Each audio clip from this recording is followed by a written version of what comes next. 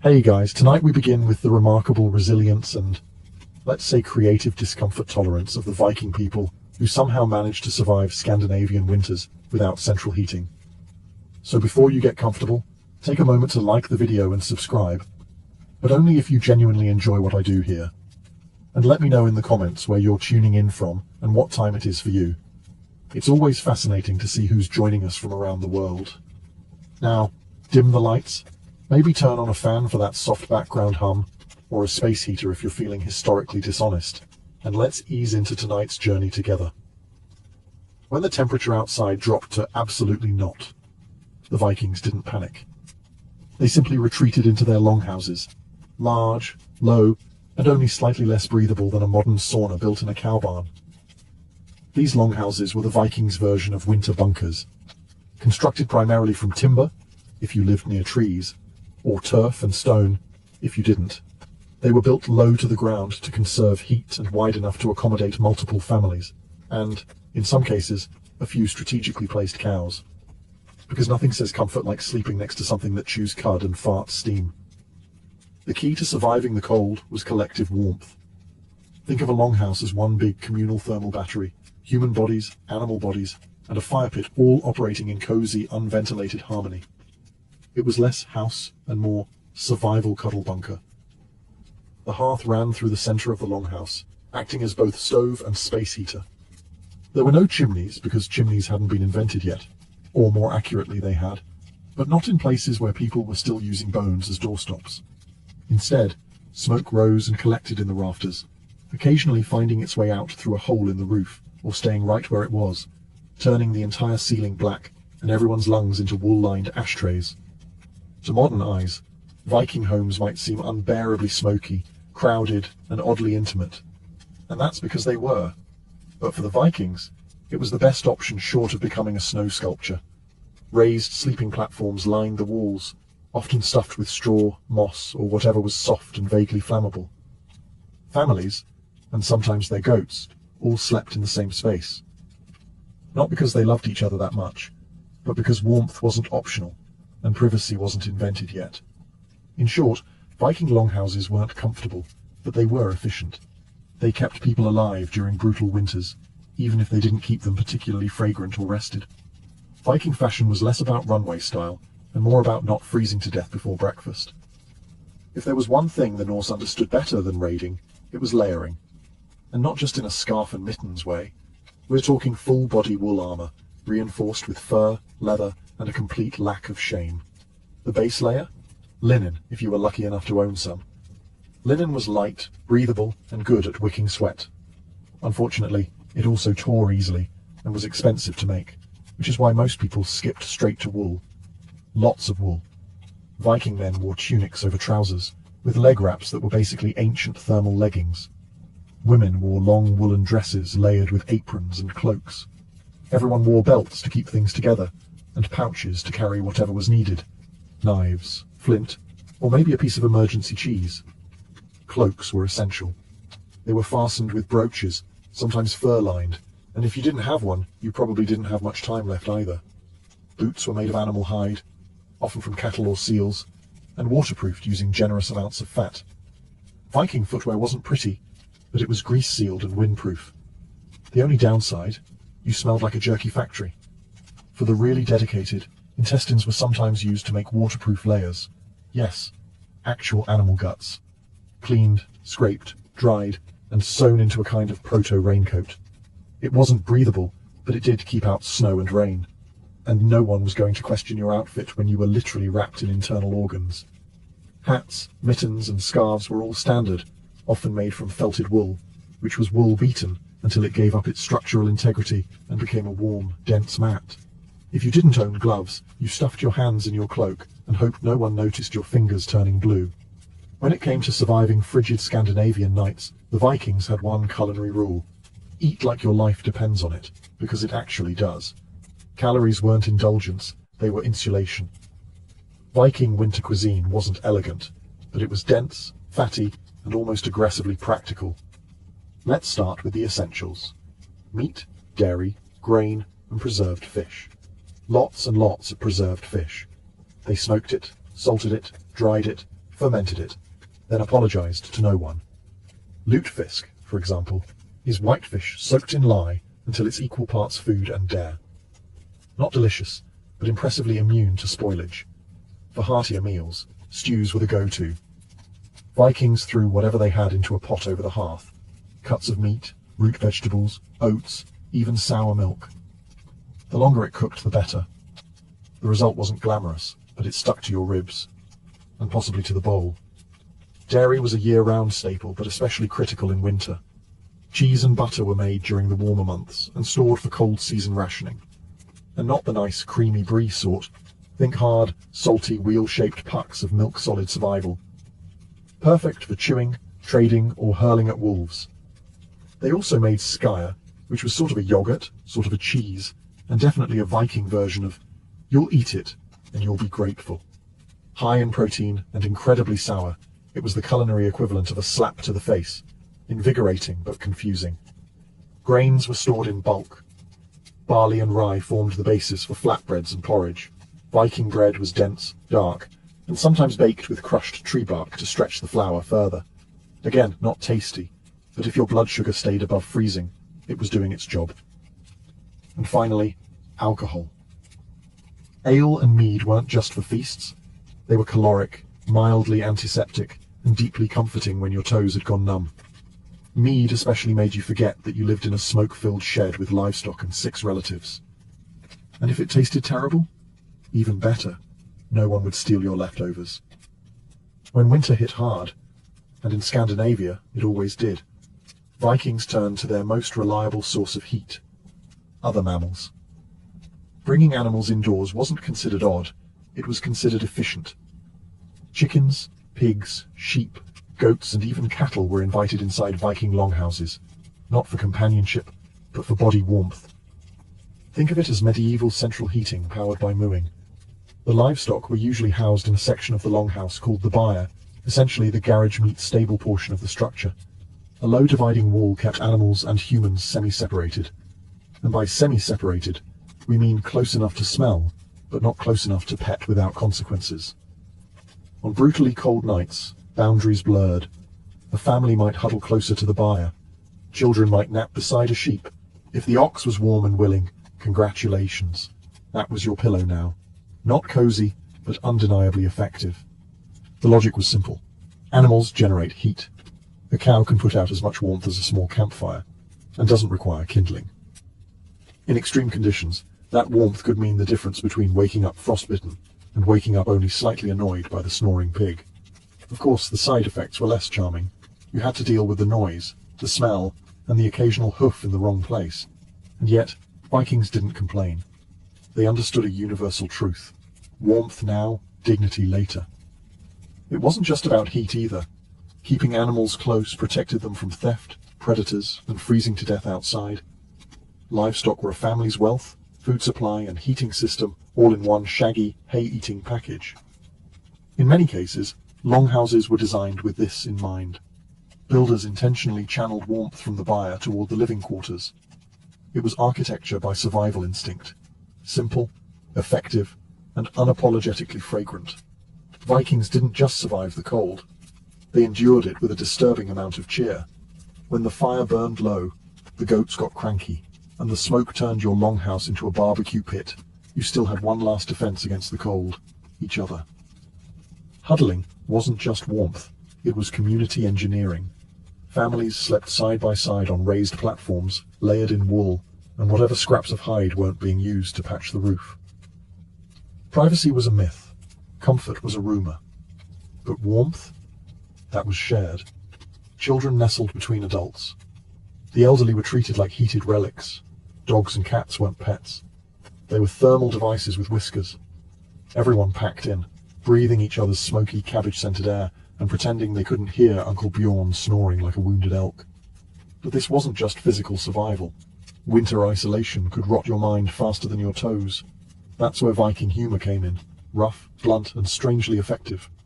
They told sagas and sang songs, often about warriors freezing to death heroically, which somehow made everyone feel better. They roasted each other with sharp wit and zero filter. Nothing beat back seasonal depression, quite like mocking your cousin for falling in the latrine last week. Feasting was another essential morale booster. During midwinter, food that had been hoarded since fall was brought out in generous portions, not just to celebrate Yule, but to remind everyone, hey, we're still alive, and look, we have turnips. Vikings also held games and competitions inside, sometimes including riddles, board games like a kind of proto-chess with more betrayal, or wrestling matches that occasionally knocked over the livestock. The goal wasn't just entertainment, it was distraction, from the cold, the dark, and the very real possibility that spring might never come. But most of all, they survived winter because they expected it to be hard. There was no complaining, no sense of entitlement to comfort. Misery was the default setting. Anything better was a bonus. Insulation, as we know it today, involves fiberglass, foam, or other high-tech materials with catchy brand names and warning labels. The Vikings had no such luxury. Their insulation plan was simple.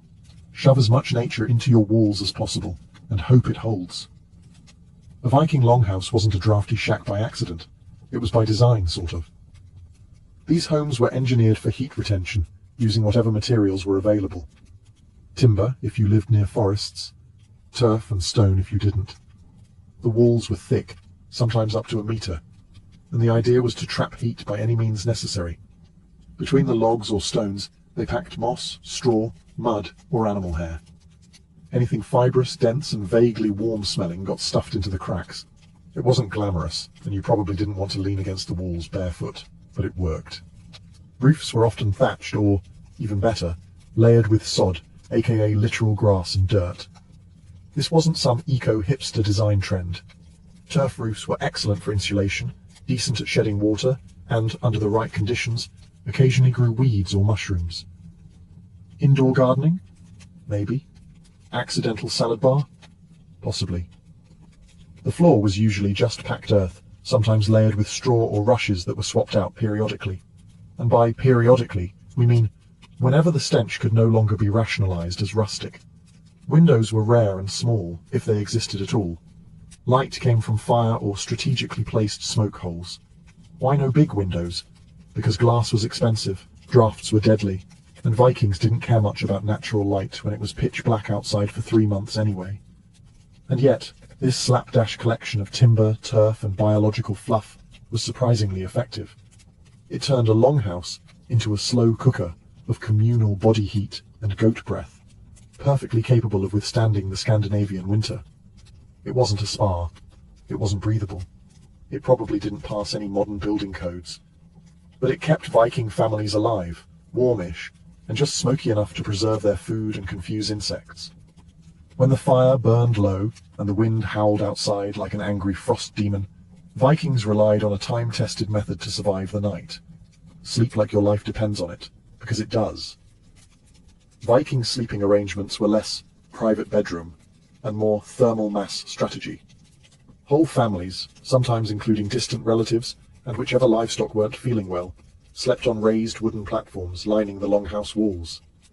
These beds were topped with straw, moss, or hay, and layered in fur, wool, and resignation. There were no sheets, no duvets, no embroidered pillowcases. If it was soft and didn't bite, it went on the bed. Everyone slept in their clothes. Changing into pajamas in sub-zero temperatures was a good way to become a Viking popsicle, so layers stayed on. Boots were sometimes even worn to bed. If that sounds ridiculous, remember, frostbite doesn't care about your dignity. Infants were bundled up and held close. Children were often placed between parents or older siblings, not for emotional bonding, but for pure logistical insulation. It was essentially a family-sized meatloaf of humans and wool. Couples slept together, obviously, but so did anyone who could squeeze in. Modesty was not a priority. Warmth was. If someone's feet wandered a bit, that was called survival, not scandal. Wool cloaks were draped over bodies like medieval thermal blankets. Animal hides, especially from reindeer or bears, added another layer of warmth. If you had a bearskin blanket, you were either very rich or very lucky, or very committed to hunting terrifying things in winter. In wealthier households, or during particularly brutal winters, heated stones or bricks were sometimes placed under bedding. Yes, the Vikings had their own version of a hot water bottle, only heavier and more likely to burn your thigh. And if the fire in the hearth went out during the night? You didn't relight it immediately. You pulled someone closer and muttered something in Old Norse that probably translated to, "Don't you dare steal the fur again." In short, sleeping in a Viking longhouse wasn't glamorous. It was smoky, cramped, and had a 100% chance of snoring. But it worked. In theory, smoke was supposed to drift up and escape through the thatched roof, or a vent near the top of the structure. In practice, it clung to the rafters like an unwanted guest and slowly filtered down into everyone's lungs. You didn't breathe fresh air in a Viking house. You breathed experienced air. By the end of a winter evening, your chest felt like it had smoked a pork shoulder, and so did the pork shoulder. Oddly enough, this wasn't all bad. The smoke helped preserve meats and fish hung from the rafters. It also kept insects and mold at bay. Plus, the constant low-level exposure probably gave every Viking the respiratory system of a Victorian coal miner. Still, the downsides were hard to ignore. Red eyes, hacking coughs, and ceilings stained darker than Odin's mood. Small children and elders likely suffered most, being shorter and therefore closer to the densest layers of smoke. You know, because physics is a jerk. Some families tried to manage this by building raised platforms, or sleeping closer to the ground to avoid the worst of the haze. Others simply powered through, eyes watering as they stirred stew, or tried to find their bed without tripping over a semi-cooked goat. A handful of Viking homes, the upscale kind, had actual smoke outlets in the roof. But for the average Norse family, smoke was just part of the ambience. It warmed you, seasoned your food, and reminded you every single day that fire was both a friend and a flaming health hazard. And if things got too smoky, you opened a door, let in the fresh air, and froze your toes off. When the darkest days of the year rolled in and the sun decided to take a month off, the Vikings turned to an ancient and highly effective survival tool: celebration. You can't freeze to death if you're too busy drinking and yelling around a bonfire. Enter Yule, the midwinter festival that was equal parts religious observance, survival tactic, and excuse to eat everything that wasn't nailed down. It usually began around the winter solstice and stretched for days, sometimes even weeks, depending on how generous the mead supply was. This wasn't just a party, it was a psychological life raft. Yule lifted spirits when morale was scraping the frost-covered floor. It gave people something to look forward to besides not dying. Families gathered, animals were sacrificed, for blessings and for dinner, and great fires were lit to symbolize the return of the sun. These weren't romantic little flames. These were roaring infernos that practically dared the night to come closer. They feasted on preserved meat, drank ale and mead, told sagas, played games, and sometimes, just sometimes, they sang. And not politely either. Viking singing probably sounded like someone trying to charm a thunderstorm with a battle cry. The Yule log, now a quaint dessert or decorative centerpiece, was originally a literal log that burned for days. It was supposed to represent warmth, continuity, and not freezing your family. Practical and symbolic. Very Viking. There were also supernatural concerns. Winter was considered a time when spirits, trolls, and restless ancestors wandered freely. So rituals, charms, and offerings were made to keep the peace, and possibly to convince those spirits not to steal your goat. And yes, a lot of modern Christmas traditions got borrowed from Yule. Evergreens, feasting, gift-giving, dragging dead trees indoors, all Norse approved. But above all, Yule was about enduring together. In a world with no light switches, no vitamin D supplements, and no concept of seasonal depression, the Vikings created joy from scratch, with fire, food, and an unwavering belief that the cold would pass. Because it always did. And when it didn't, well, at least you went out with a full belly and a story worth retelling. In Viking Age Scandinavia, gold was nice. Silver was better. But wool? Wool was life. Wool wasn't just a material. It was a Viking's primary weapon against the cold, second only to fire and the occasional cuddle with a sheep. It was spun, woven, stitched, and layered into everything: cloaks, tunics, socks, mittens, underclothes, and blankets. If it could be made from wool, it was. The reason was simple. Wool works. Unlike cotton, which clings to you like a cold, wet betrayal, wool retains heat even when damp. which is handy when your local weather forecast is freezing fog with a side of regret. Every household, especially in rural farms, raised sheep, not for cuteness or cheese, but for the glorious itchy miracle growing on their backs. Spinning wool was a year-round job, usually done by women and children. In winter, it became the closest thing to heating the future. The Vikings didn't do fashion for fashion's sake, but their woolen garments were surprisingly tailored. Tunics were fitted, cloaks were cut to allow mobility. Leg wraps were expertly bound to avoid tripping over yourself mid-blizzard. Form followed function, and warmth followed form. In fact, the quality of your wool said a lot about you. Coarse wool meant you were poor or practical. Soft, tightly woven wool? That was luxury, the Viking equivalent of a cashmere hoodie. Wealthy Vikings could afford dyed wool, sometimes even imported colours like blue or red. Everyone else wore 37 shades of sheep. And don't forget felt, wool that had been soaked, stomped, and abused until it fused into a windproof mat. Vikings used felt for hats, boots, mittens, and occasionally to insulate walls. It was like making fabric from rage and foot sweat, but it worked. Wool garments were patched, repaired, and passed down. Nothing was wasted. Even wool scraps were rewoven into socks or stuffing. A good cloak could last generations, assuming it didn't catch fire, blow away, or get buried with you as part of your going-away outfit. It may sound like a contradiction, but some of the coldest weather people in history were also huge fans of getting even colder, on purpose. Yes, the Vikings had a thing for saunas and ice baths, because why merely survive the cold when you can challenge it to a duel? Viking sweat lodges, called badstoffer, were small huts or pits, built with stone and turf, where hot stones were doused with water to produce steam. You'd sit inside, half naked and sweating like a berserker at a summer feast, while the outside world froze solid. It was a hot, humid, smoky break from the ice-crusted reality beyond the door. Then, and here's the real fun, some Vikings would run straight outside and plunge into ice water or roll in snow, voluntarily, for health reasons. Or, more realistically, because they were trying to prove to themselves, the gods, and anyone watching, that they feared absolutely nothing. Not even hypothermia. These hot-cold rituals weren't just about showing off. They were practical. Sweating helped cleanse the body, or at least made you feel like you were doing something about the fact you hadn't bathed properly in weeks. The extreme temperature shifts also boosted circulation, cleared sinuses, and made you temporarily forget you lived in a world without insulation or painkillers. They also had a social function.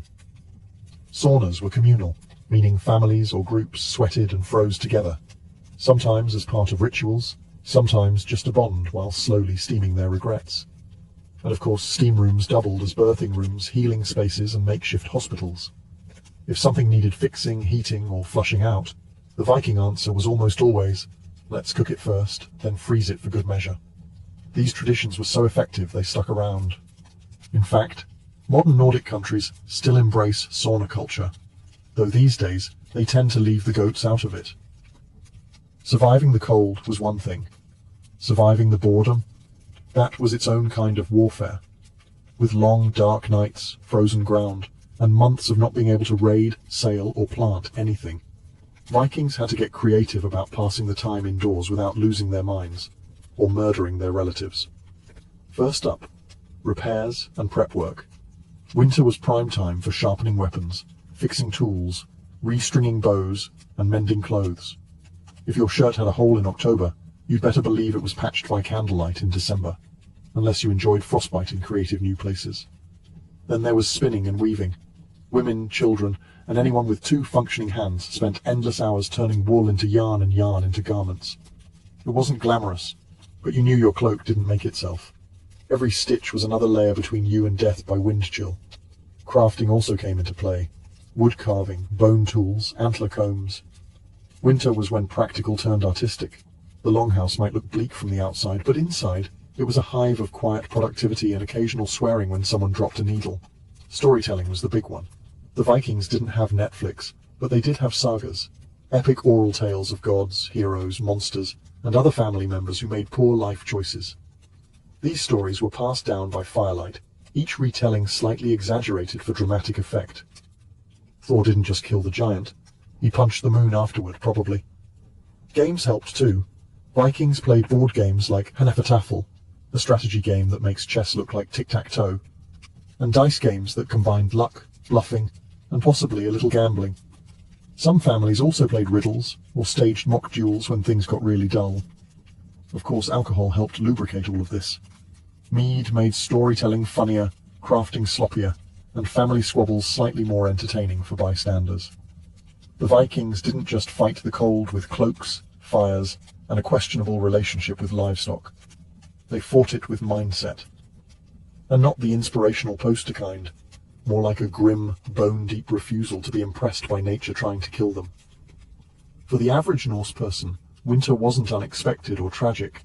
It was simply part of the calendar, like planting season, or time to raid France again. They didn't dread winter. They prepared for it, expected it, and met it with the emotional equivalent of a shrug. That wasn't an accident. Viking culture trained people from birth to see hardship not as a problem, but as a proving ground. Cold, pain, hunger. That wasn't failure. That was character development. You didn't complain. You endured. Ideally with a stoic grimace and maybe a sarcastic comment about how this was still better than dealing with taxes. This mindset wasn't just cultural. It was spiritual. Norse mythology is filled with frost giants, endless winters, and gods who power through suffering like it's a casual Tuesday. When your belief system includes a literal apocalypse called Fimbulwinter, an endless all-consuming freeze before the world ends, you stop flinching at a little snow. This mental toughness was reinforced socially. Weakness wasn't mocked exactly, it was simply ignored. No one wanted to be the one who couldn't handle the dark. So people kept going. They stayed busy, they joked about the cold. They laughed in the face of despair, then poured another mug of mead and kept sewing their 43rd mitten. Even children were taught to tough it out early.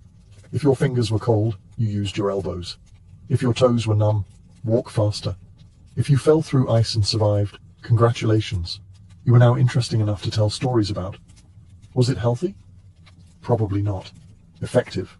Absolutely. Modern survival manuals talk about the importance of mindset. The Vikings already knew. They didn't see winter as an enemy to be defeated. They saw it as a test, one they had already passed 100 times before. And that's how they survived the coldest nights. With fire, fur, and a psychological middle finger raised to the wind. If there's one thing the Vikings understood better than most, it was this. No one survives winter alone.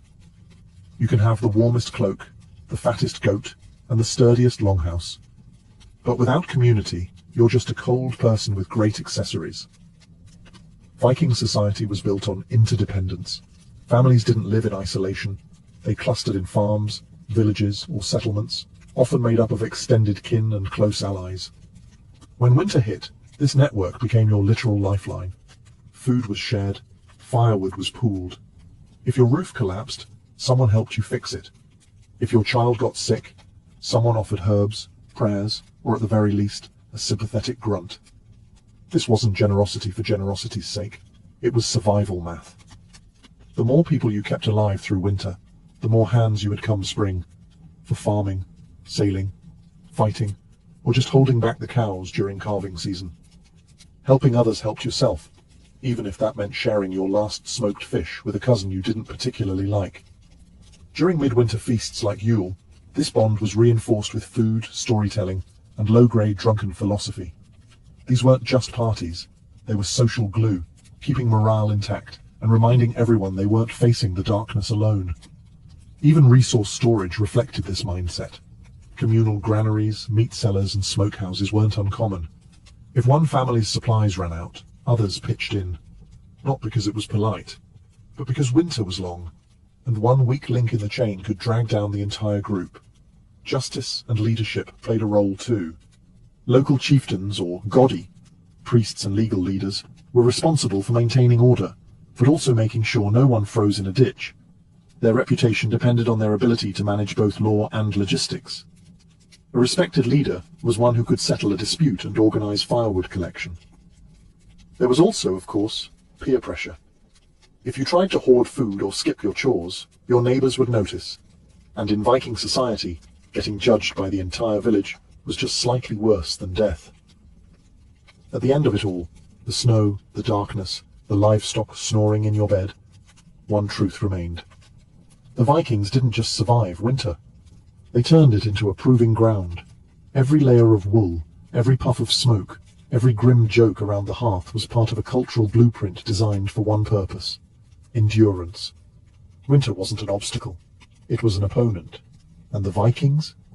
They trained year-round for the match. They adapted constantly. If the longhouse was too draughty, they patched it with moss. If the stew was thin, they made it thicker with turnip. If the nights dragged on for weeks, they filled them with stories, games, rituals, and the occasional impromptu wrestling match between cousins. No central heating? Fine. They built fire pits. No waterproof gear. They invented it out of sheep and stubbornness. No antidepressants. They had sagas, mead, and the kind of dark humor that makes seasonal depression afraid to show up. And while other civilizations slowed down in winter, the Vikings used it to get stronger. Weapons were repaired. Children were trained. New ideas were shaped around the fire. When the ice thawed, these people didn't stumble blinking into the sun. They came out ready. Ready to plant crops, build ships, make alliances, or sail across oceans to places warmer, richer, or simply worth looting. Winter didn't weaken them. It hardened them, made them leaner, meaner, and more inventive. Their success didn't come from magic or divine insulation. It came from a relentless, often smoky commitment to survival, by any means necessary. Whether that meant sleeping under a goat, steaming in a hut, or eating yogurt that doubled as industrial sealant, they did it. And they did it together. Abraham Lincoln was born on February 12, 1809, in a one-room log cabin on the edge of the Kentucky wilderness, a place where survival was never guaranteed, and education was an afterthought. His father, Thomas Lincoln, was a hard-working but uneducated farmer and carpenter. His mother, Nancy Hanks Lincoln, was quiet, gentle, and literate, a rarity on the frontier. Together, they lived in near poverty, scratching out a life from thin soil and thick woods. The cabin itself had no windows, no floor, and certainly no bookshelves. Abraham's world, for much of his early life, was one of candlelight, silence, and endless labor. He would grow up chopping wood, carrying water, and wearing clothes that were more patch than fabric. There was no formal schooling in those early years. In fact, Lincoln would later estimate he had less than a single year of proper education in his entire life. But he had something more powerful, a restless mind, and an aching hunger to learn. When Nancy Hanks died in 1818, possibly from milk sickness, Abraham was only 9 years old. Her death left a void in the boy's life that would never truly close. She had been his emotional anchor, the one who saw something different in him.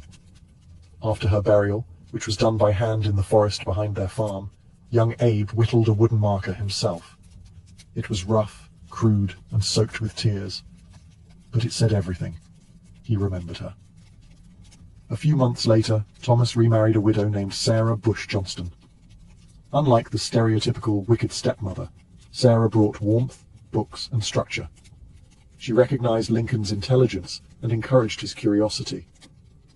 Between chores, he devoured everything he could get his hands on: Aesop's fables, Robinson Crusoe, the Bible.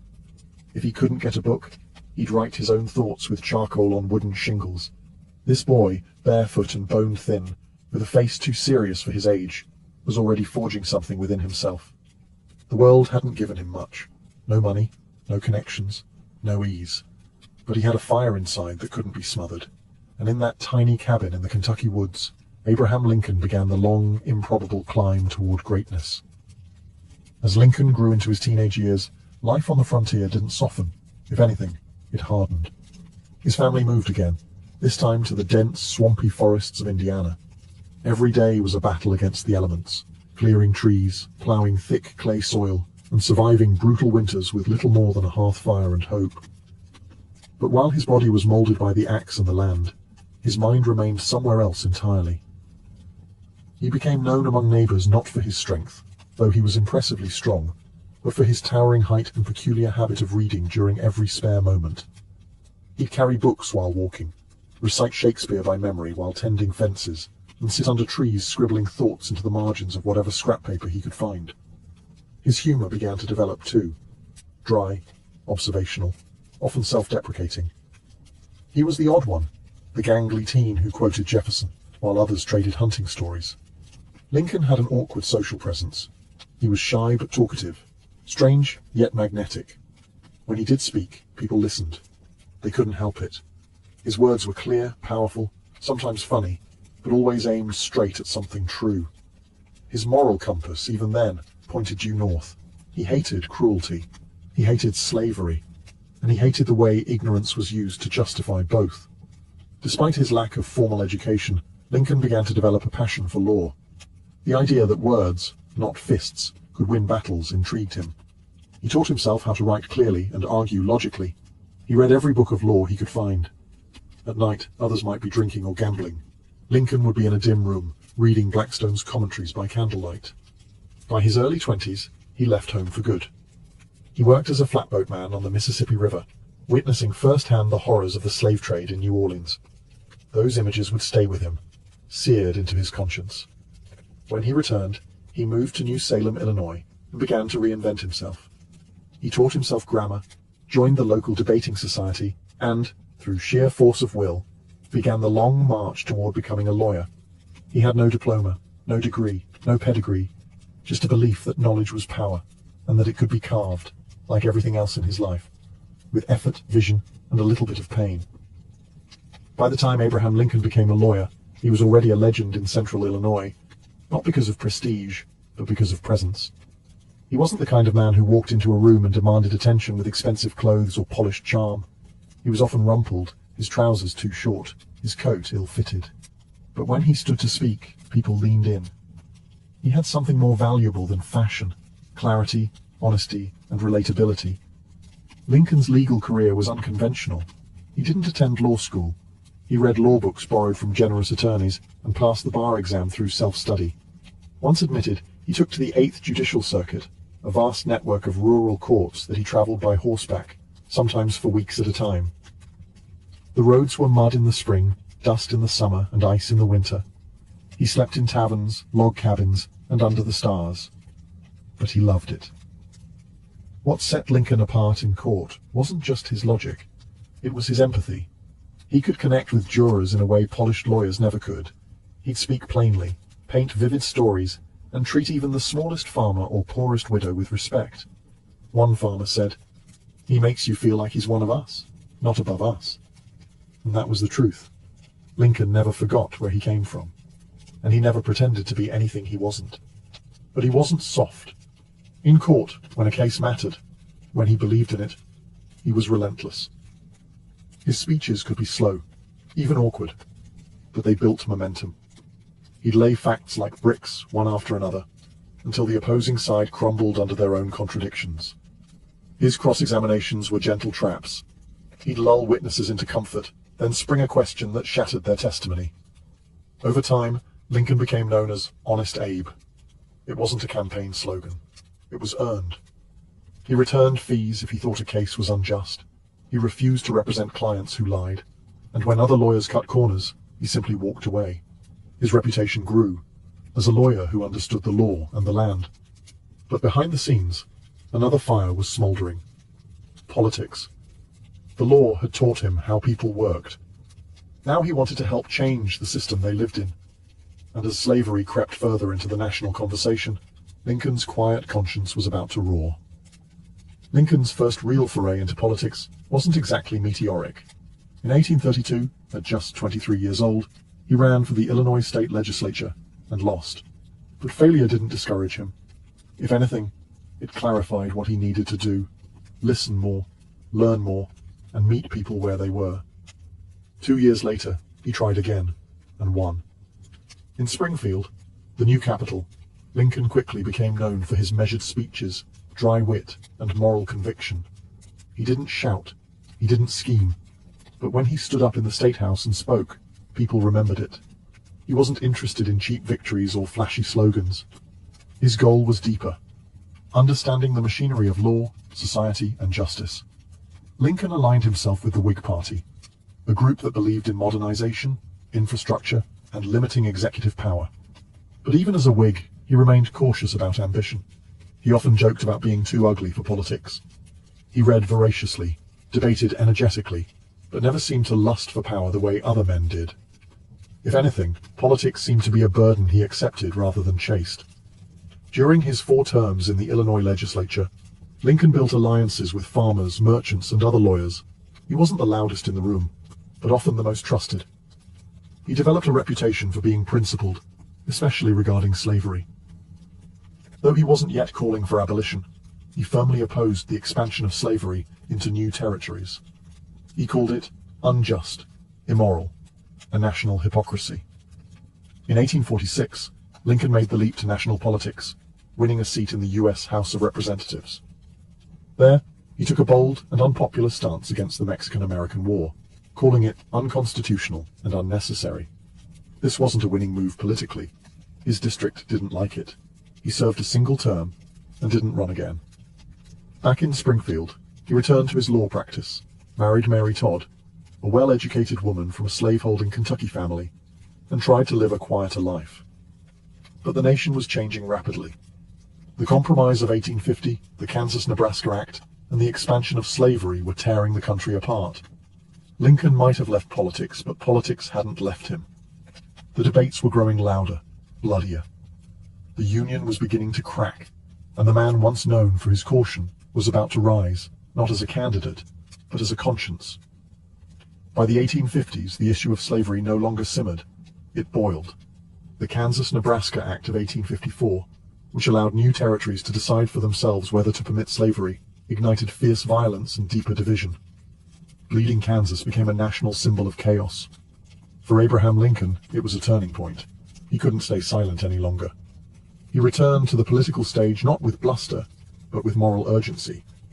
He joined the newly formed Republican Party, a coalition of former Whigs, Free Soilers, and abolitionists, all united against the expansion of slavery. Lincoln wasn't a radical abolitionist. He didn't call for immediate emancipation yet, but he believed deeply that slavery was wrong, and that allowing it to spread into new states was both dangerous and unjust. In 1858, he was thrust into the national spotlight during his Senate campaign against Stephen A. Douglas, one of the most famous politicians in America. The two agreed to a series of debates across Illinois, and what followed became one of the most famous political showdowns in American history, the Lincoln-Douglas debates. Douglas defended popular sovereignty, the idea that each state should choose whether to allow slavery. Lincoln countered with clarity. "A house divided against itself cannot stand," he declared. If slavery continued to spread, it would tear the Union apart. He argued that the nation couldn't endure permanently half slave and half free. He didn't win that Senate race, but he won something greater: national attention. Newspapers reprinted his words across the country. People who had never heard of Lincoln before now whispered about the lanky lawyer from Illinois with the deep-set eyes and deeper convictions. Though he lost, he'd proven himself.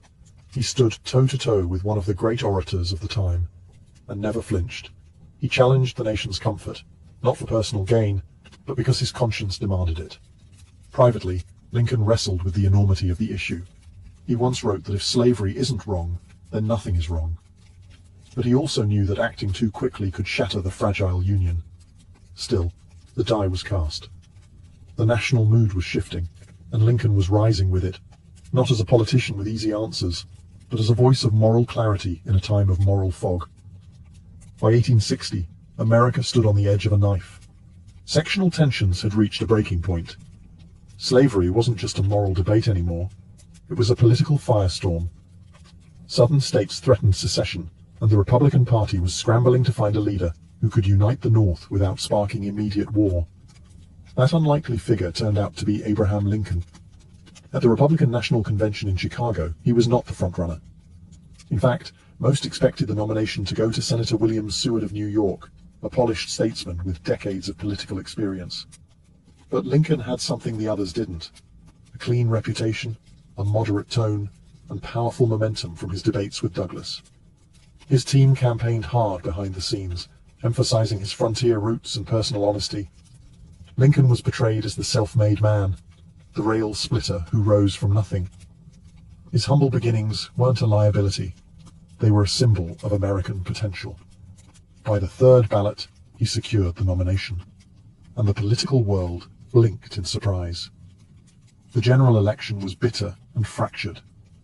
The Democratic Party split in two, with northern and southern factions backing different candidates.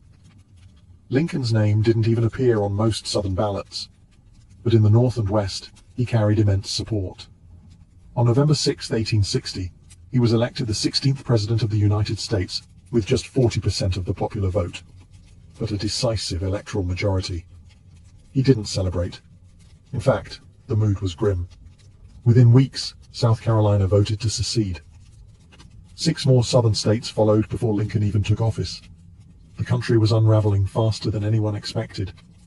As he prepared to travel from Springfield to Washington, D.C. for his inauguration, Lincoln received death threats daily. Some warned he wouldn't survive the journey. Security was so tight that he had to sneak into the Capitol by train under the cover of night, disguised and unannounced. This was not the triumphant arrival of a conqueror. It was the reluctant entrance of a president-elect whose election had cracked the Union. When Lincoln finally took the oath of office on March 4, 1861, he faced a country divided, angry, and armed. And yet, in his address, he reached not for vengeance, but for peace. "We are not enemies, but friends," he said. "We must not be enemies." But the winds of war were already howling at the door. Barely a month after Abraham Lincoln took office, the first shots were fired at Fort Sumter in South Carolina. The Civil War had begun. What followed was the bloodiest conflict in American history, a brutal test not just of military might, but of Lincoln's character, leadership, and resolve. Lincoln had no military background. He had briefly served as a captain in the Black Hawk War, but had never seen combat. Now, he was commander-in-chief of a nation at war with itself. He spent long nights in the War Department, reading telegrams, studying maps, and learning strategy on the fly. He read books on warfare, questioned his generals, and obsessed over troop movements. He wasn't a warrior by nature, but he became one by necessity. His early presidency was marked by frustration. General after general disappointed him. George McClellan, in particular, had the loyalty of the troops, but the caution of a man afraid to fight.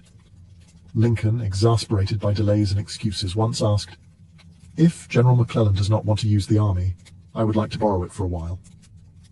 But Lincoln's real genius wasn't just in battlefield decisions. It was in vision. He understood that this war wasn't just about states' rights or secession. It was about the very soul of the nation. Could a country built on liberty survive half enslaved?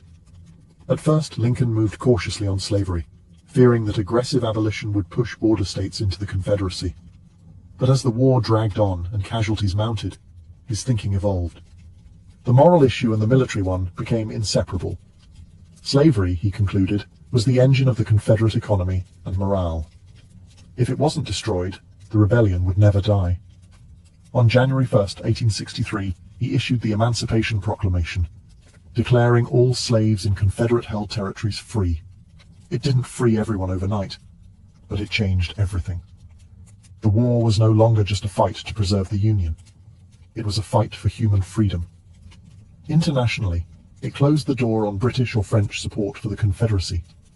Domestically, it gave black men the moral and legal justification to join the Union Army, which thousands did, fighting for a country that had long denied them citizenship. Lincoln had transformed from the log cabin lawyer into a wartime president wielding not only authority, but moral thunder. As the war dragged into its 4th year, Lincoln bore its burden alone at the top, thinner, greyer, and visibly aged. Every day brought fresh casualty lists. Towns became graveyards. He received letters from grieving mothers and wives, each demanding to know why their sons and husbands had died. And though he never fought on a battlefield, Lincoln carried the war in his eyes and on his shoulders. His cabinet was a mix of political rivals, men who once ran against him and didn't always respect him. But Lincoln managed them like a maestro, balancing ambition with purpose. He didn't rule by fear or force. He ruled with patience, stories, and clarity. Even his critics began to admit the man had steel beneath the smile. And then came Gettysburg. The battle in July 1863 was a turning point. Over 50,000 men were killed, wounded, or missing in 3 days of horror. Months later, Lincoln traveled to Pennsylvania to deliver a short speech at the new cemetery. It wasn't meant to be headline-making, just a few words of reflection. But in just 272 words, he rewrote the purpose of the war. That this nation, under God, shall have a new birth of freedom, and that government of the people, by the people, for the people, shall not perish from the earth. The Gettysburg Address wasn't grandiose. It was restrained, reverent, and eternal. And it made clear that this war wasn't just about unity. It was about redemption, remaking the nation into what it had always claimed to be. As the 1864 presidential election loomed, Lincoln faced deep opposition. The war was still raging, and his support was crumbling. Even within his own party, there were calls to replace him on the ticket. Many believed he'd lose to Democrat George McClellan, the very general he had fired. But as Union victories mounted late that year, especially General Sherman's capture of Atlanta, momentum swung back in Lincoln's favor. He was re-elected with a decisive margin. Still, Lincoln didn't gloat. "It is not in my nature to triumph over anyone," he said. The war was nearly won, but Lincoln knew peace would be harder. The Union could be rebuilt with muskets. But the nation's soul? That would take something much deeper. Mercy, vision, and healing. By early 1865, the Confederacy was collapsing. Cities fell one after another. Richmond, the Confederate capital, was burning. General Robert E. Lee's army was running out of supplies, soldiers, and time. And yet, Lincoln showed no joy. Victory for him was never about punishment. It was about restoration. In his second inaugural address, delivered on March 4, 1865, Lincoln spoke not as a conqueror, but as a moral philosopher. "With malice toward none, with charity for all," he said. "With firmness in the right, as God gives us to see the right, let us strive on to finish the work we are in." These were not the words of a politician looking to crush his enemies. They were the words of a father trying to save his broken family. On April 9th, Lee surrendered to Ulysses S. Grant at Appomattox Courthouse. The war was over. The Union had been preserved. Slavery, through the ratification of the 13th Amendment, had been abolished. For the first time in centuries, the nation took a trembling step toward the ideals it had professed in 1776. But just as the country exhaled, tragedy struck. Only 5 days after the surrender, Abraham Lincoln attended a play at Ford's Theater in Washington. In the middle of the performance, actor and Confederate sympathizer John Wilkes Booth crept into the presidential box and shot Lincoln in the back of the head. He died the next morning, April 15, 1865. The nation mourned like never before. Black Americans, many newly freed, wept in the streets. Former enemies, even in the South, acknowledged the depth of the loss. He had been their best hope for reconciliation, a man who never saw politics as war and never let hatred take root in his heart. Lincoln didn't live to see Reconstruction or to heal the wounds his presidency had helped expose. But his death transformed him from a leader into a symbol of freedom, unity, and the painful price of moral progress. From the dirt floor of a Kentucky cabin to the highest office in the land, Abraham Lincoln rose without money, without privilege, and without cruelty. He led a nation through its darkest hour not with blinding brilliance, but with steady, stubborn light. And that light, dimmed by an assassin's bullet, still burns in the story of America. When we imagine the ancient world, we usually think of mighty empires, glittering temples, and epic battles. What we rarely consider is how these people pooped. Yet sanitation, or the lack of it, shaped daily life as much as any king or war. Behind every marble palace or clay brick home, someone had to deal with the mess. And in a time without flush buttons or scented sprays, that was a far more public and pungent affair than we like to admit. Toilets, in the ancient world, weren't just about comfort. They were about survival.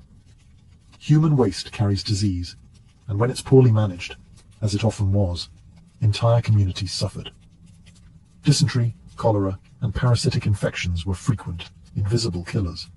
In cities without sanitation, waste flowed through the streets, soaked into wells, and clung to sandals. But in places that took sanitation seriously, something remarkable happened.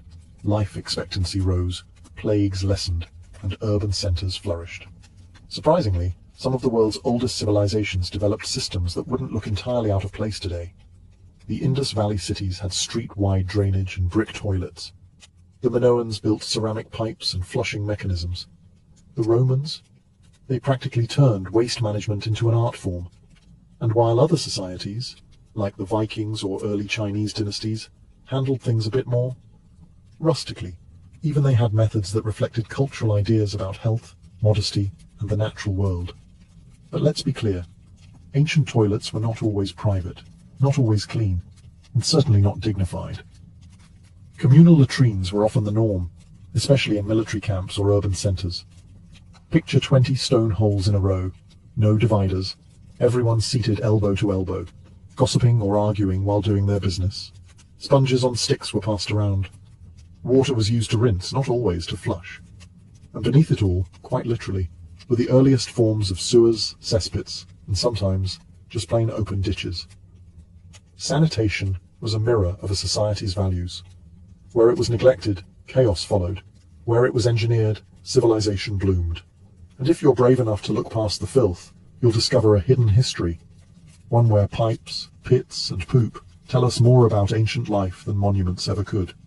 Long before the Romans laid down aqueducts, or the Greeks dreamed of public baths, the people of the Indus Valley were already solving one of civilization's dirtiest problems: sanitation. Dating back to around 2600 BCE, the cities of Harappa and Mohenjo-Daro, located in what is now modern-day Pakistan, were surprisingly advanced in their urban planning, particularly when it came to managing human waste. At first glance, the remains of these ancient cities might seem like nothing more than dusty ruins. But look closer, and you'll find a highly organized network of brick-lined streets with standardized measurements and, most impressively, covered drainage systems running alongside them. Yes, while much of the world was still digging holes in the ground, the Indus people had figured out how to keep their cities flowing and their homes clean. Each house, even modest ones, had a small room designated for washing, often featuring a squat-style toilet or bathing area connected to a vertical chute. This chute funneled waste into a covered brick drain outside, which then joined larger public sewers. These were not rudimentary ditches. They were engineered, with inspection holes, gradients, and even brick baffles to catch solids. Some scholars suggest that waste from wealthier homes was flushed using jars of water, gravity doing the rest. And the genius didn't stop at toilets. The Indus system also separated stormwater from waste. Public wells dotted the streets, and while we can't say for sure how water safety was ensured, the very presence of sanitation infrastructure implies a high regard for public health, rare for its time. But perhaps most stunning of all, the lack of palaces or temples in these cities. The Indus people were apparently more concerned with equality and urban function than divine monuments, and their toilet systems reflect that. Practical, widespread, and surprisingly democratic. Sadly, much about the Indus civilization remains mysterious.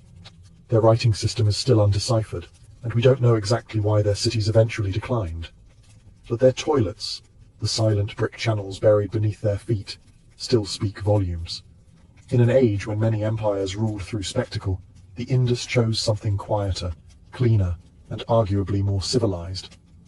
While the Indus Valley engineered underground sewers, the ancient Egyptians approached sanitation with a different lens, one steeped in ritual, status, and a deeply held belief in physical and spiritual purity. For them, cleanliness wasn't just about avoiding disease. It was a form of worship. In the Nile-fed civilization of ancient Egypt, bathing was an essential daily routine, especially for the wealthy. Homes of the elite often featured small limestone basins or bathing rooms, where servants would pour water for washing. Oils, natron, a natural salt, and perfumed ointments were commonly used, and hair removal was routine. But when it came to toilets, things got a little more practical. Toilets in ancient Egypt ranged from simple pits lined with sand to more refined limestone or wooden seats placed above ceramic pots. These pots were emptied by servants or slaves and dumped far from living quarters, ideally into the desert. In wealthier homes, these seats might be tucked away in private quarters, hinting at the growing association between sanitation and status. Public sanitation, however, was virtually non-existent. Streets in cities like Thebes or Memphis were often soiled, and while waste was sometimes used as fertilizer in rural areas, it wasn't always managed responsibly in urban centers. Instead, the focus remained on personal cleanliness. Priests, for example, were required to bathe multiple times a day, shave their bodies, and avoid impurities. They couldn't enter temples without ritual washing, which sometimes included enemas, not for health reasons, but as spiritual preparation. Interestingly, tombs of pharaohs and nobles occasionally included toilet stools among their grave goods. It seems the ancient Egyptians expected that even in the afterlife, one would still need to do their business, and do it with dignity. The Egyptians also made early attempts at pest control. Amulets, spells, and ointments were used to ward off flies and other carriers of disease. In this way, cleanliness straddled the physical and the mystical.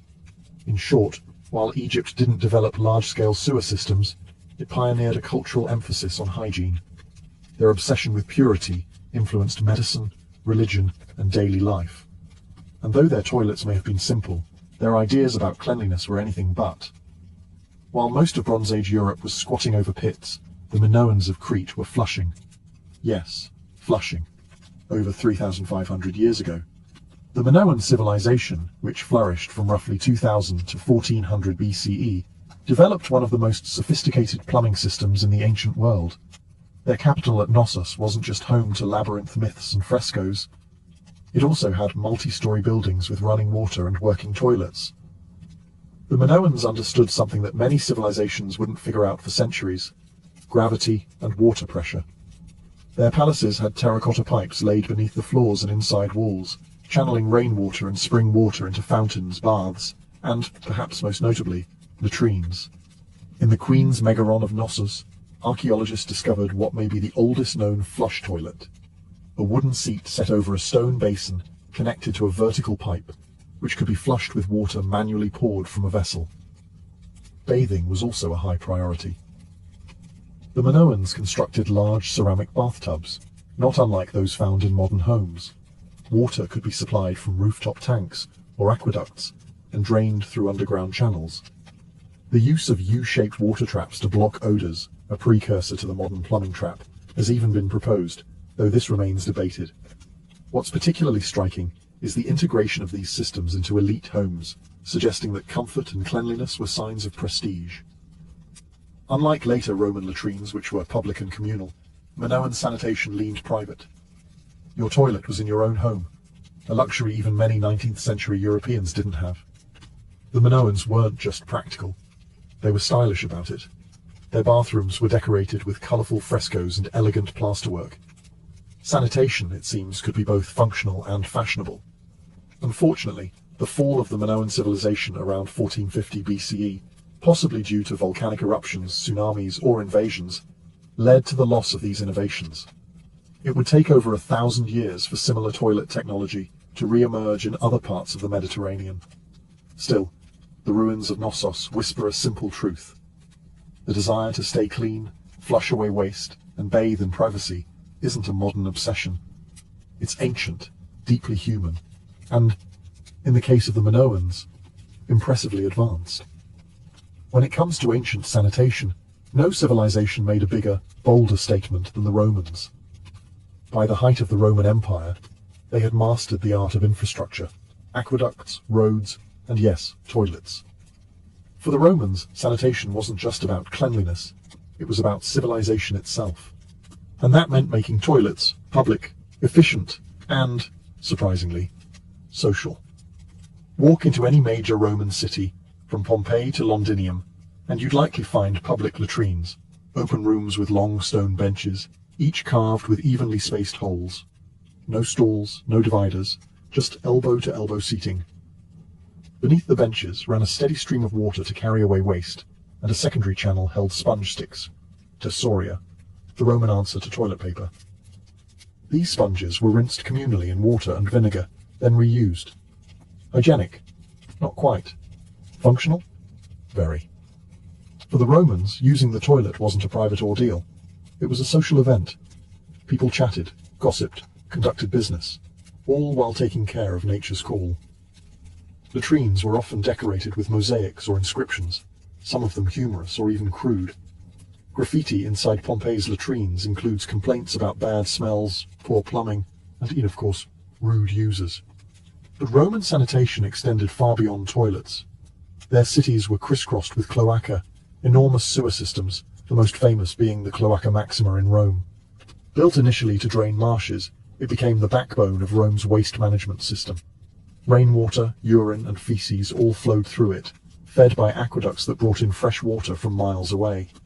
In private homes, wealthier Romans had indoor latrines that emptied into cesspits or directly into the sewers. The poor relied on chamber pots, which were sometimes dumped from windows into the street, despite laws forbidding it. Apartment dwellers, especially in insulae, multi-story tenements, suffered the worst. Many buildings lacked plumbing entirely, and the lower floors often flooded with sewage. Interestingly, Romans taxed urine. Emperor Vespasian even instituted a pee tax on public urinals, a move so infamous that his name is still associated with urinals in France and Italy today. In short, Roman toilets weren't just advanced. They were loud, crowded, political, and strangely progressive, offering perhaps the first large-scale attempt at truly communal sanitation. While the Romans embraced public defecation like a community picnic, the ancient Greeks took a more modest approach.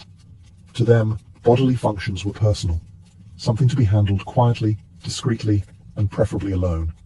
That said, they still made significant contributions to sanitation and cleanliness, just in a very different tone. In most Greek homes, the toilet was simple, a clay pot or stone seat over a cesspit. There were no flushing systems, no sewer connections in ordinary residences. The waste was usually collected and manually emptied, often by slaves, into pits or dumped in remote areas.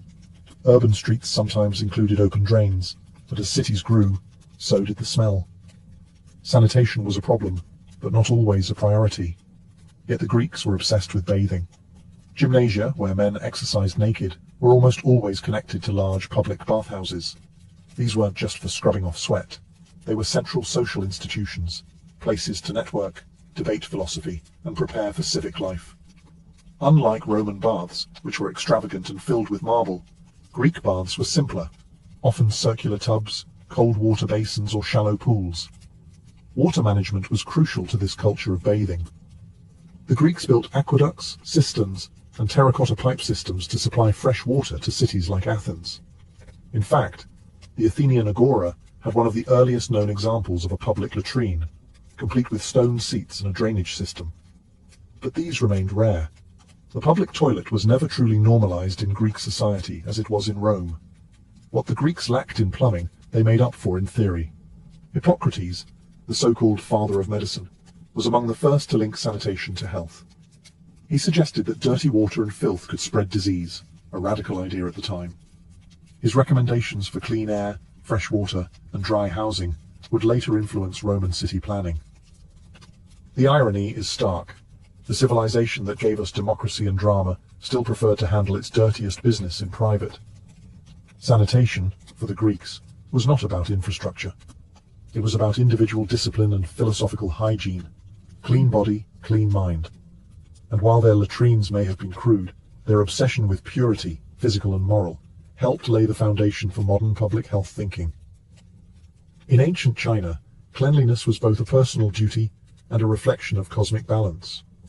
Sanitation, while not as infrastructure-heavy as in Rome or the Indus Valley, was still deeply woven into daily life, through customs, philosophies, and a surprisingly wide range of toilet tools. Most ancient Chinese homes did not have toilets in the modern sense. Instead, chamber pots were the norm. These portable ceramic or bronze containers came in all shapes and sizes, from utilitarian to ornate, depending on one's status. After use, servants or family members would empty the pots into larger household cesspits or take them outside the city walls. Some rural families used human waste, known as night soil, as fertilizer, a practice that continued for centuries. Public toilets did exist, especially in larger cities like Chang'an or Luoyang. These communal facilities were often basic pits or troughs, with wooden platforms to sit or squat on. Interestingly, some of these toilets had privacy screens, a courtesy not often found in ancient Rome. Waste from these locations was usually collected and reused in agriculture, which, while efficient, also carried risks of contamination and disease. Toilet paper, or something very close to it, may have originated in China. As early as the 2nd century BCE, people were using soft papers, often discarded writings, for hygiene. By the 6th century CE, scholars recorded the use of paper specifically for cleaning after defecation. The elite preferred silk scraps or bamboo spatulas washed between uses. Yes, you read that correctly. Polished bamboo sticks were among the earliest reusable wiping tools. Sanitation wasn't just physical, it was spiritual. Influenced by Confucian ideals of order and respect, and Taoist beliefs in harmony and purity, hygiene was linked to self-discipline and balance. Excrement, though natural, was seen as a pollutant, something to be swiftly removed and never discussed in polite company. Imperial households took this to the extreme, with specially appointed eunuchs managing waste disposal in complete secrecy. Despite the lack of underground sewers, ancient China maintained fairly clean urban centers thanks to meticulous human labor, cultural taboos, and a well-organized system of waste collection. It wasn't glamorous, but it worked. Through chamber pots, composting, and paper wipes, the Chinese found their own path to sanitation, one that was humble, efficient, and deeply rooted in tradition. When it comes to ancient sanitation, the Vikings might not be the first group that comes to mind. Known more for their raids than their routines, Norse hygiene was actually more sophisticated and surprisingly disciplined than stereotypes suggest. Beneath the horned helmet myths lies a culture that, while rough around the edges, took personal cleanliness and waste management more seriously than much of medieval Europe. In Viking settlements, especially in places like Jorvik, modern-day York, England, and Hedeby in modern Germany, archaeologists have uncovered latrine pits lined with timber or stone, basic, functional toilets used by both individuals and households. These pits were often dug a short distance from homes and were sometimes covered by wooden structures to provide privacy and shelter from the harsh northern climate. The waste from these latrines, a combination of human excrement, food scraps, and animal remains, tells us more than just what Vikings ate. It shows that they had a method of centralized waste disposal. In some cases, these pits were periodically cleaned out and reused. In others, new pits were simply dug when the old ones filled. Some evidence even suggests early composting practices, as waste would naturally decompose and return to the soil over time. Inside homes, chamber pots and buckets were common, especially during long, frozen winters when stepping outside wasn't exactly ideal. These were usually emptied into latrine pits or dung heaps near the outskirts of a settlement. While not glamorous, it was practical, and far more sanitary than throwing waste into the street, a practice common in some medieval cities. But hygiene wasn't just functional, it was cultural. Vikings bathed regularly, often once a week, usually on Lagdaga, washing day, the origin of the English word Saturday. Combs, ear cleaners, and tweezers made from bone or antler are common finds in Norse archaeological sites. Personal grooming mattered, not just for appearance, but for social status and marriage prospects. While Viking sanitation lacked the engineering feats of Rome or the ritual purity of Egypt, it was rooted in pragmatism. They didn't build sewers or invent toilet paper, but they managed their waste, kept clean, and adapted to a harsh environment with earthy, no-nonsense solutions. In the land of ice and iron, even the business of doing your business was handled with the blunt efficiency of a people who didn't have time for fuss. Across civilizations and centuries, one truth remains constant. No society could thrive without figuring out what to do with its waste. From the hidden sewers of the Indus Valley to the communal latrines of Rome and the chamber pots of ancient China, humanity's relationship with sanitation has always walked a fine line between necessity and neglect. What's striking is how different cultures prioritized hygiene. Some, like the Romans and Minoans, invested heavily in infrastructure.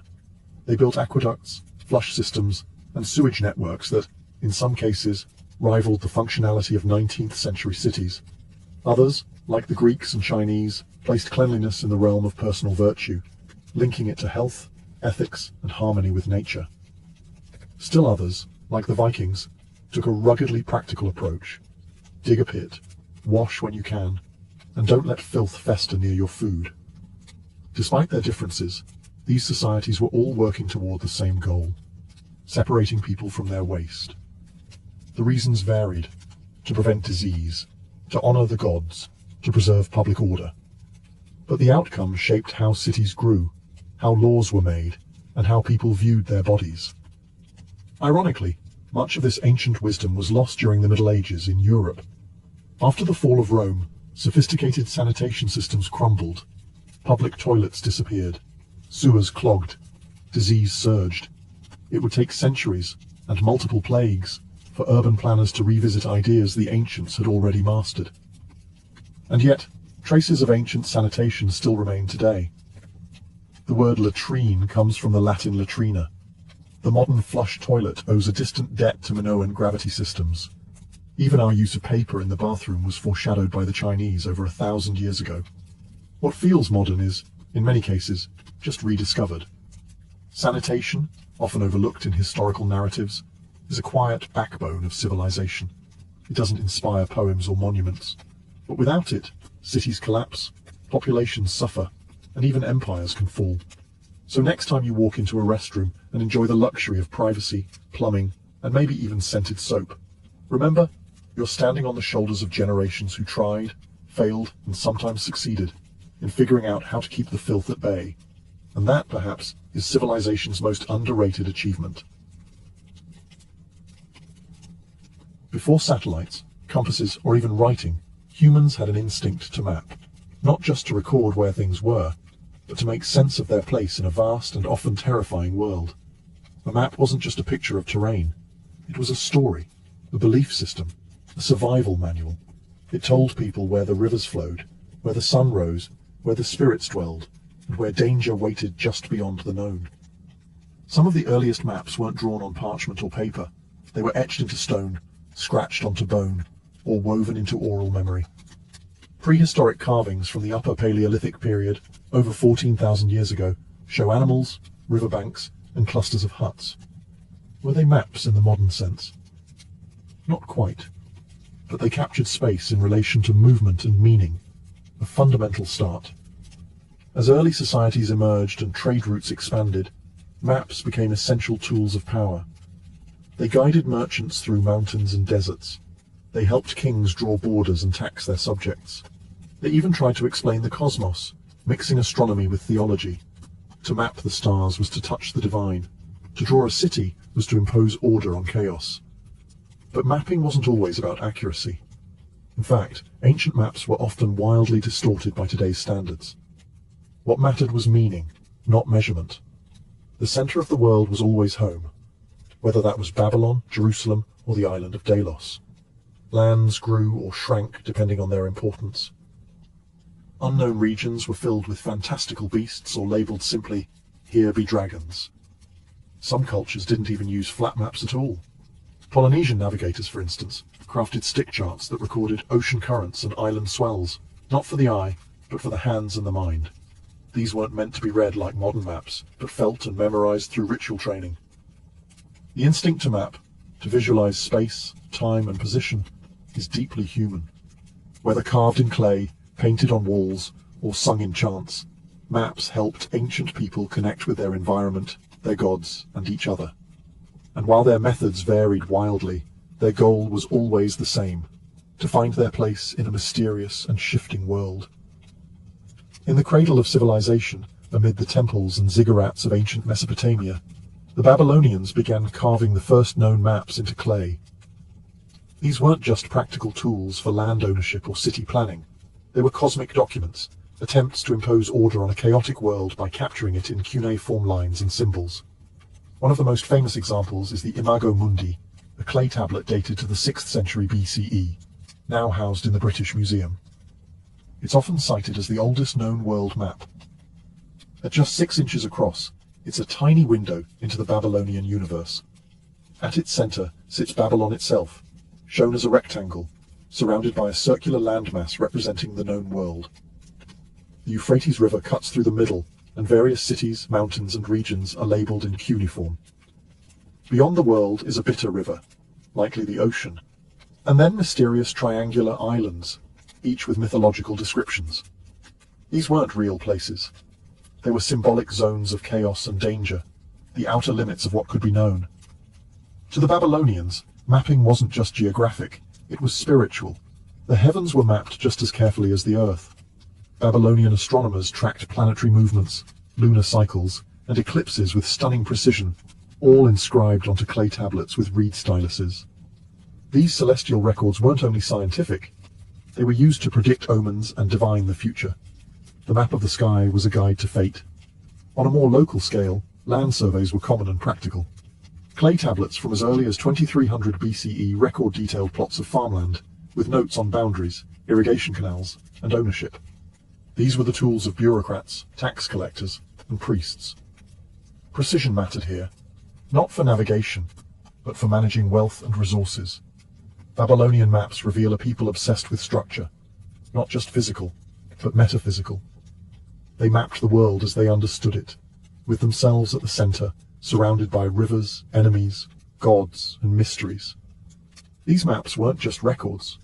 They were expressions of belief, power, and a desire to make the unknowable a little more knowable. While the Babylonians mapped the world with mythic rings and cosmic rivers, the ancient Egyptians turned their attention to something far more grounded, the land itself. In the floodplains of the Nile, mapping wasn't abstract.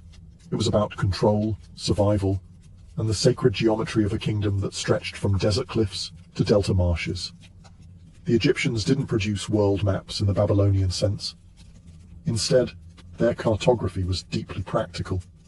Every year, the Nile flooded, erasing boundary markers and farmland divisions. To restore order, surveyors, called harpedonapte, used ropes, measuring rods, and sighting tools to redraw the grid. This wasn't a one-time ritual. It was an annual necessity. Mapping became a state function, tightly controlled by temple scribes and royal officials. Surviving papyri show maps of remarkable precision. One of the oldest known is the Turin papyrus map, dating to around 1160 BCE. It's not decorative or mythological. It's a mining map, a literal layout of wadis, hills, and gold-bearing regions in the eastern desert. Streams, roads, quarry sites, and annotations in hieratic script mark distances and mineral types. This was a working map for officials and labor crews, not something hung on a palace wall. But Egyptian maps weren't entirely devoid of symbolism. Temples were often built in alignment with celestial events, and cities were laid out with cosmological order in mind. The map wasn't just a tool. It was a manifestation of Ma'at, the Egyptian concept of balance and harmony. Land division and urban planning followed sacred principles. Even pyramids and tombs were oriented with mathematical and astronomical precision. In religious texts, we also find conceptual maps of the underworld, such as those in the Book of the Dead or the Amduat. These spiritual maps depicted the journey of the soul through 12 hours of night, guarded by serpents, gods, and gates. They weren't navigational, but they were cartographic in spirit, guiding the deceased through the terrain of eternity. Egyptian cartography, then, was a blend of bureaucracy and belief. Whether measuring a farmer's plot or charting the afterlife, maps were instruments of divine order. They weren't just about finding one's way on Earth. They were about ensuring alignment with the gods. The Greeks didn't invent maps, but they revolutionized how maps were thought about. For the first time in recorded history, space wasn't just described. It was measured, calculated, and reasoned. Geography transformed from a practical necessity into an intellectual pursuit, one that would lay the groundwork for modern cartography. Enter Anaximander, a philosopher from Miletus, who in the 6th century BCE is credited with creating one of the first conceptual maps of the world. Though the original has been lost, sources describe it as a circular disk, with land masses like Europe and Asia spread around a central Mediterranean. It was symbolic, yes, but it also marked a break from mythic cosmologies. Anaximander was attempting to represent the physical world in a rational format. Then came Hecataeus, who refined these early ideas and expanded them through travel and inquiry. His map was accompanied by a geographical text called Periegesies, which detailed lands, customs, and peoples. But it was Claudius Ptolemy, centuries later, who would change the game entirely. Ptolemy's Geographia, written in the 2nd century CE, was a masterwork of Greek science. It contained detailed instructions for map-making, a list of over 8,000 place names with coordinates, and a grid-based system of latitude and longitude, long before GPS was even a dream. He also introduced projections to represent the curved Earth on a flat surface, an idea that still challenges modern cartographers. Greek maps weren't just practical tools, they were also windows into how the Greeks saw the world. The oikumene, the inhabited world, was surrounded by oceans and barbarian lands, but the Greeks placed themselves at the intellectual center. The further from Greece, the more distorted the geography, reflecting both limited knowledge and cultural bias. Interestingly, Greek thinkers also wrestled with the idea of a spherical Earth. Eratosthenes, working in Alexandria in the 3rd century BCE, calculated the Earth's circumference using little more than shadows, geometry, and a stick. He was remarkably accurate, off by only a few hundred miles. Greek cartography was more than drawing lines. It was about decoding the Earth's shape, size, and place in the cosmos. With math, logic, and ambition, the Greeks turned maps from myth into science, and the world would never look the same again. If the Greeks gave us the theory of cartography, the Romans gave us its full military and logistical application. The Roman Empire wasn't just held together by laws and legions. It was stitched into one unit by a vast and meticulously maintained road network. And to keep it functioning, the Romans created some of the most practical and powerful maps of the ancient world. Unlike Greek maps, which aimed to describe the shape of the Earth or explore the heavens, Roman maps were grounded in movement. They were tools of control, expansion, taxation, and supply. At the center of it all was the phrase, "All roads lead to Rome." And for the Romans, that wasn't a metaphor. It was a mapping philosophy. Perhaps the most famous Roman map is the Tabula Peutingeriana, a 4th century CE copy of a much older Roman road map. It's not geographically accurate in the modern sense. Land masses are stretched and distorted, but it serves its purpose perfectly, showing routes, stops, distances, and connections across the empire, from Britain to India. Imagine a modern subway map, where spatial accuracy is sacrificed for clarity of movement. That's Roman mapping in a nutshell. Way stations, or mansions, were marked at regular intervals, complete with distances in Roman miles. These maps allowed military commanders, merchants, and messengers to travel efficiently across thousands of kilometers. They knew where to change horses, where to rest, and how long it would take to reach the next city. The empire became navigable, not just in the field, but on parchment.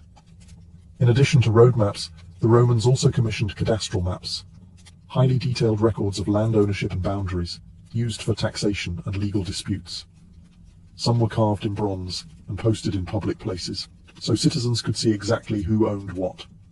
Control of land was control of power, and the Romans understood that with brutal clarity. Interestingly, the Romans showed less interest in mapping the whole earth or the heavens. Their focus was always on what could be conquered, travelled, or taxed. The map wasn't a cosmic vision, it was a spreadsheet with roads. And yet, by making the empire legible, Roman maps created something enduring, a sense of shared space, of belonging to something bigger than your town or tribe. It was cartography as empire, functional, detailed, and ruthlessly efficient. While Roman maps emphasized roads and administration, ancient Chinese cartography pursued a harmony between territory, governance, and the cosmos. In China, maps were never just geographical tools. They were political documents, philosophical statements, and celestial mirrors. To map the land was to understand one's place under heaven and to rule it properly. Some of the earliest known maps in China date back to the 4th century BCE, discovered in tombs like the one at Mawangdui. These silk maps show rivers, roads, and military positions, not drawn to scale, but incredibly detailed for their time. They weren't made for travelers. They were buried with the dead, perhaps to guide the spirit or to demonstrate the deceased's command of territory. By the Han dynasty, 206 BCE, 220 CE, cartography had matured. Officials used maps to govern the empire's vast provinces, record taxation zones, and plan military campaigns. Surveying tools, like the groma and sighting instruments, helped measure land with surprising accuracy. Some Han maps even included coordinate grids, centuries before they appeared in the West. One of the most influential Chinese geographers was Pei Shu, active in the 3rd century CE. He established principles for scientific map-making, emphasizing scale, direction, and consistent measurement, ideas that would become foundational to later Chinese and Korean mapping traditions. His work was so respected that he was dubbed the father of Chinese cartography. But Chinese maps weren't only concerned with Earth. Cosmological charts were deeply important. The Chinese sky was mapped in constellations grouped into celestial palaces and symbolic animals, the azure dragon of the east, the white tiger of the west, and so on. These star maps guided everything from agriculture to imperial rituals. The emperor, as the son of heaven, was believed to rule in alignment with celestial order. If his maps, and by extension his governance, fell out of harmony, so did his right to rule. In China, the map was not merely a tool of bureaucracy, it was a bridge between heaven and earth. Whether carved into stone, painted on silk, or etched into bronze, the map represented more than land. It reflected the emperor's ability to impose clarity on the chaos of the world. Far from the massive empires of Eurasia, the Polynesians developed one of the most unique and abstract forms of mapping the world, one that didn't rely on paper, ink, or scale, but on deep experience and intuitive memory. These were the stick charts of the Marshall Islands, and they represented a radically different way of understanding geography, not by land, but by sea. The Polynesians were master navigators. Thousands of years before European explorers crossed the Atlantic, they were sailing vast stretches of the Pacific, navigating by stars, swells, bird behavior, and cloud patterns. With no compasses or written language, their maps had to function differently. Not as static images, but as memory aids and tactile guides for apprentice navigators. Stick charts were built from thin coconut fronds or wooden strips, lashed together with twine. The curves represented ocean swells, which behaved predictably in open water. Small shells or knots marked islands. The arrangement of the sticks captured wave refraction and interference patterns, knowledge that allowed navigators to read the ocean's surface like a road map. There were different types of charts. Rebelib charts covered entire archipelagos, while Meadow focused on smaller regions or specific voyages. Then there were Matang, abstract teaching tools used to explain wave behavior near islands. These weren't meant to be carried on voyages. Instead, they were studied, memorized, and internalized.